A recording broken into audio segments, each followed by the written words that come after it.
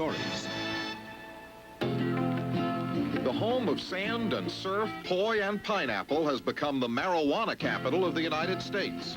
I'm Dave Marish, and I'll take you where this year they harvested an estimated $250 million worth of Hawaiian gold. The subject is marijuana, but this is not a pot story or a dope story or drug story. You could call it a business story, because that's what Dave Marish found out when we sent him out to investigate the widespread illegality and large profits associated with marijuana growing in our newest state, Hawaii. Big business, I guess. Big indeed, Hugh. According to federal statistics, 50 million Americans have smoked marijuana, and close to 20 million do so regularly. That accounts for a $10 billion a year annual market. Right now, only about 5% of that market is supplied by American pot farmers, but that's changing fast. Homegrown cash crops of marijuana are important to the economies of rural California and Oregon, West Virginia, Kentucky, Florida, and Missouri.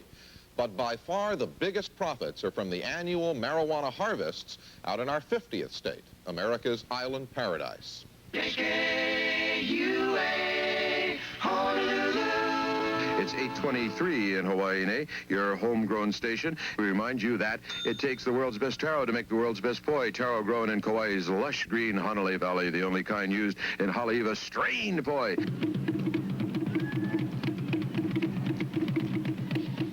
Hawaii, the Pacific paradise in the United States. The beach at Waikiki may look like Times Square in cocoa butter, but most of those sidewalk or sandbox surfers are enjoying themselves. Hawaii has big waves for big board surfers and little swells for the beginner. It has pineapples in 40-acre fields that can make a hill look like a sleeping reptile, and sugarcane in thick, impenetrable walls that become green oceanic waves from the air. All the guidebooks can tell you about this, but probably it would be your bellhop or cab driver who tell you what else is happening in Hawaii. Perhaps he'd mention Maui Wowie or Kona Gold, or Puna Butter, or Nepali Poison.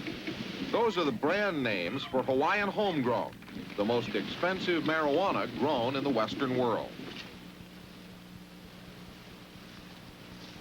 The valuable vegetable. The natives call it pakalolo, and it grows equally well in a sunny cane field or a muddy rainforest. And while Hawaiian sugar sells for 15 cents a pound, illegal homegrown Hawaiian marijuana now brings $100 to $200 an ounce on the street in Honolulu, and more than that on the mainland. If official police estimates are right, marijuana's become the biggest agricultural product in this state, with an annual harvest of more than $250 million. Yep, you could say it. Money grows on trees around here. We expect to get a pound out of this one mound, a pound of buds, grouping. And that's about $2,000? And $2,000 a pound is, you know, it's a fair price. I mean, I can see $5,000 a pound on the horizon. How large a scale did your dope growing build itself up to finally?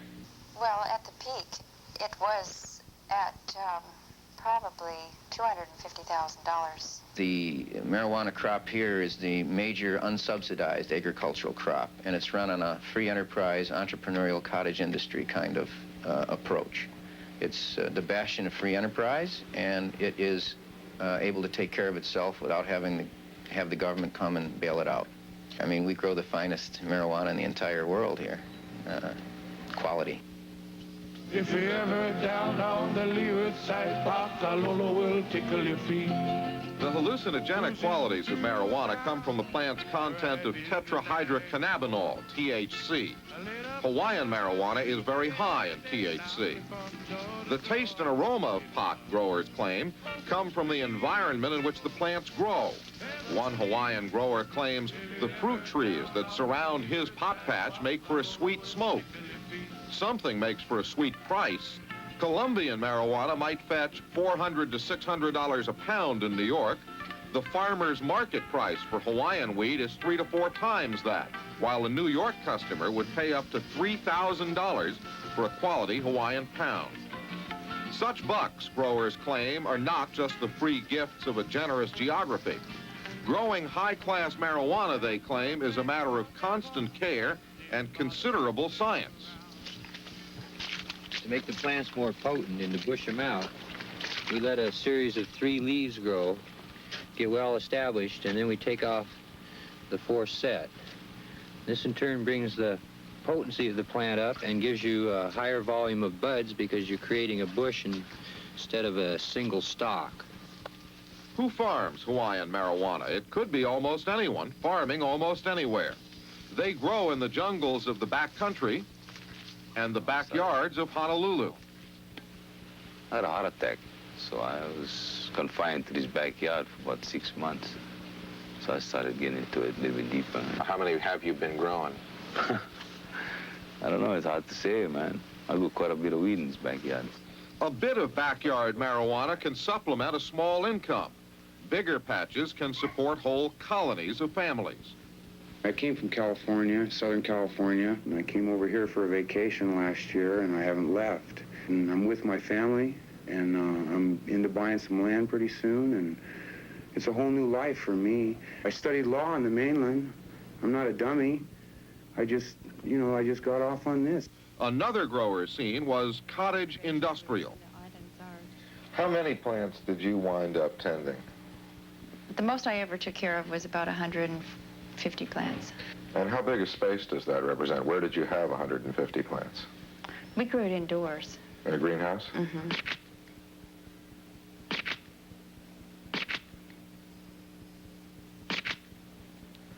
How did you distribute it, or how was it moved? The moving of it is very easy because we only dealt through 2 or 3 people. You can narrow your clientele down to one person who will bring, 50,000 at a time, and he'll take whatever you can give him every time he comes to visit you.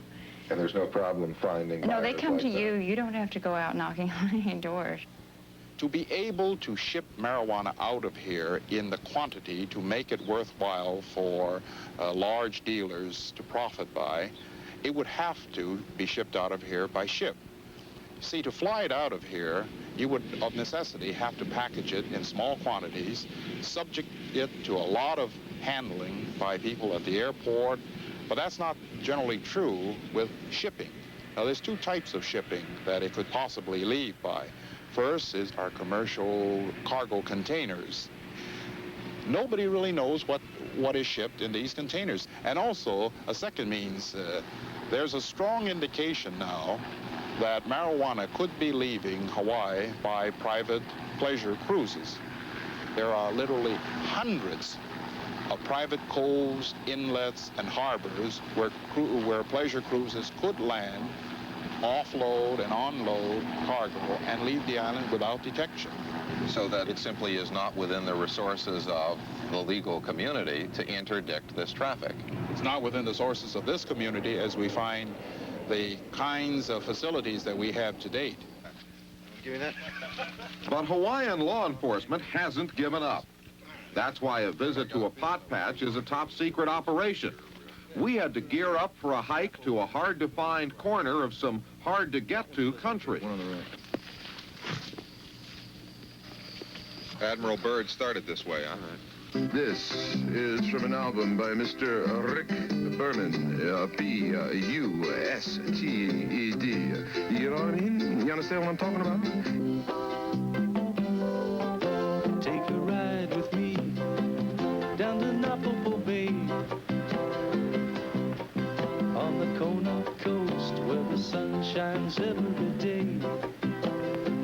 This hike, the shorter of 2 jungle treks we made, started with an hour ride into the bush on a Jeep.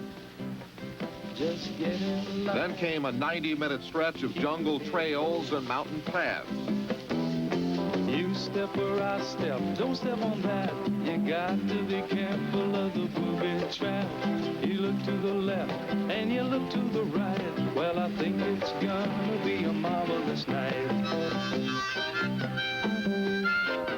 Reporter Lowell Bergman and I slid along crags, clambered over rocks and trees, cursed thorns, and sank in mud. Our guide, the gent with the long gun, shows his weapon to discourage potential pot rustlers, but he uses it more frequently to poach wild pig or deer on which he feeds his family. That's the kind of country you wander in to find hidden pot patches. We've been hiking now through the woods for almost an hour, but even up here in the clouds, It's not safe enough to have a real large patch of marijuana, huh?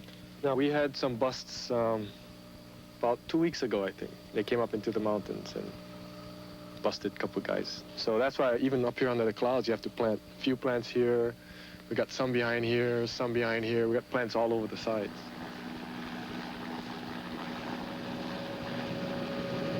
Neither clouds nor cover can completely shield marijuana from helicopter raiders.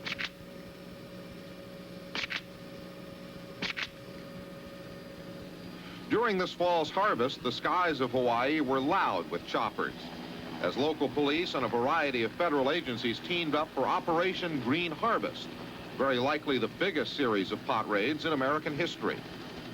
Most of the manpower was local, but by far the lion's share of the money underwriting the August to October operation was federal. Green Harvest cost a minimum of $250,000, and that's not counting a $3 million police helicopter destroyed apparently by accident. Now, Hawaii's police chiefs are asking Uncle Sam for $1.5 million more to rent a Coast Guard cutter, the Customs Service's pot-sniffing dog, and lots of National Guard helicopters. Hawaii is the first state whose National Guard unit's been called to duty because of a marijuana emergency. The state role has been a supportive one. We were asked by the various police department of the counties to supply some help, helicopter service, people from the National Guard to participate in the Operation Green Harvest. And they were the ones who determined when they wanted this and how they wanted it. It was kind of hilarious because it was all this fuss over not too much. People had been warned ahead of time. They'd move their crops. The DEA, the Vice Squad of Maui, and they come up in the big Ford, you know. Quick, the National Guard snaps to attention. The guy jumps out of the big Ford with the game plans, and literally they huddle around in a circle, and the guy with the game plans is telling them just like military, you know, and, well, the cross at here, and you're going to go up here, and we're all rendezvous down here. It was like Vietnam. Not to some growers, they lost as much as $7 million in pot to the Green Harvest operation. That according to police estimates. It's a big number, and a big pile of plants went up in smoke before invited news film crews.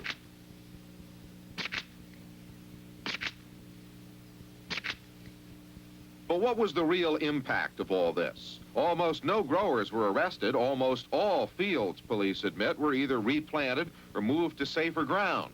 Almost all pot farms and farmers are still in the business. How would you rate the success of Operation Green Harvest here? Well, I would say that we probably got about 20%, and that's being very pessimistic. Optimistic. Left, face. Pistols, draw. So police enforcement has put few growers and few fields out of operation, but it has driven up the price of illegal marijuana. And the high prices and heavy confiscations, growers claim, may have produced a harvest of corruption. Sometimes, say sources close to the dope scene in Hawaii, confiscated marijuana will disappear only to reappear a few days later for sale on the street.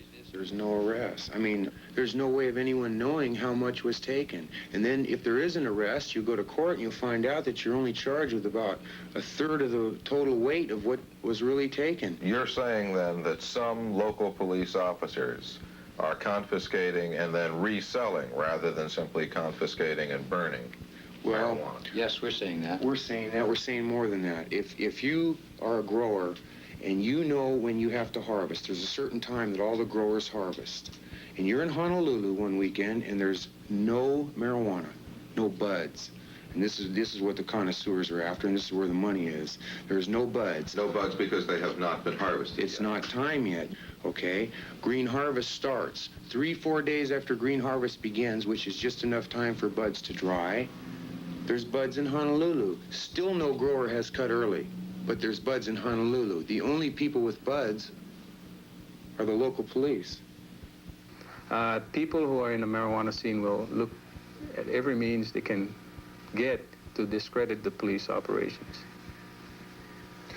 But isn't it true that this department lost something on the order of 800 pounds of confiscated marijuana? Yes. It was our evidence room At that time, when we moved to the new Haleakala station, patrol section was burglarized. Subsequently, we installed the burglar alarm. I think that these are a lot of street talk, the street rumors, and a lot of it very political. Do you know what happens to the marijuana after it is uprooted? No, I don't. When you get into this stage, there's no way, when you start picking up pounds and pounds and tons of marijuana, that some of that isn't going to walk away with the police, or isn't going to walk away with some of the people that are involved in it. There's just no way that's not going to happen. And what does that do? That puts the police in harm's way. And you shouldn't do that. It is ludicrous, and worse than that, it's hypocritical for politicians to force policemen into a situation in which they know that some of their colleagues are going to be involved in circumstances where inevitably corruption is going to take place. Third watch, 10, hut. Follow. Both police and growers say violence is increasing around the Hawaiian marijuana trade. Operation Green Harvest turned up few weapons and met with virtually no resistance, but police displays still show weapons caches discovered at the airport or booby traps left near pot patches. Some of these pictures are years old, but the pot rustlers rip-off kit shown here is right up to date. These are the tools of pot thievery. Some growers now talk of defending their dope with guns. Most of them shun the violence, which they claim has been increased by this fall's law and order escalations. Landing in your yard, for instance, landing people with weapons in your yard. With an unmarked helicopter, with unmarked civilians and not wearing uniforms, carrying heavy weapons, forcing people out of their houses, pointing these weapons at women and children. Anytime you have a crop like that growing out in the open that is very valuable, you are going to have violence. People are going to try and steal it or take it by force. And that, I think, is the problem. And any focus that's put on the police by saying the police are responsible for making it a serious problem, I think that's a dodge. I think what the people really want is legalization of marijuana, and that's what they should go after, and that's what they should try to get. And their complaints about illegal searches and seizures, I think, are just a smokescreen. A semi-precious baby done get stoned again. Mama, your semi-precious baby stoned again. If there be a legal smokescreen, lying behind it is a potentially fiery political issue. How much is pot enforcement worth in police equipment and manpower? How much is it worth in court time or jail time? Is marijuana worth arresting someone over? Does economic warfare of confiscation produce positive or negative results when the national marijuana market is at least $10 billion a year? Some dedicated law officers are waiting for American society to make its wishes clear. We're caught in the middle. We have a large segment of the community that thinks it should be legalized. We have another segment of the community that thinks it shouldn't be. In this conflicting situation, we're presented with a problem which is beyond our control. That's Rick Berman and the boys from the Big Island in something called Busted. I wonder what that record's all about. Let's say it again. Guy Paul is not the only police chief with this problem. Marijuana farming is a multi-million-dollar a year business in at least half a dozen mainland states, and that number's growing.